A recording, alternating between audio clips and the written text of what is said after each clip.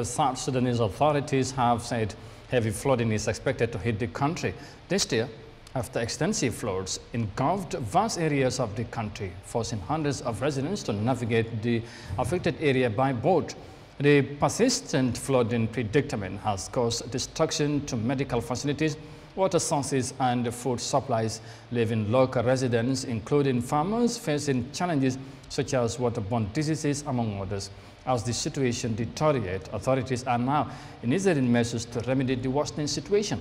Let's have more details of that in this report. Residents of Bentiu have to get around by boat. This city in northern South Sudan has faced flood waters that have not fully receded for 6 years. Medical buildings, water facilities and food sources have all been destroyed. Some fields are protected by dikes built by the United Nations, but many farmers are displaced. We are facing difficulties like waterborne diseases.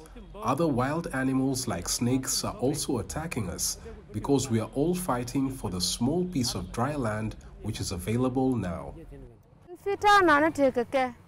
All of us are worried about this flood. I don't know how it will end for us women.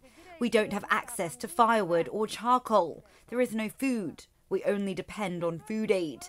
It's a very difficult life. South Sudan's water ministry says floods are expected to hit the country hard this year. Waterlogged land will impact crop production and reduce livestock grazing grounds. That will worsen food insecurity and further limit access to safe water and proper sanitation facilities.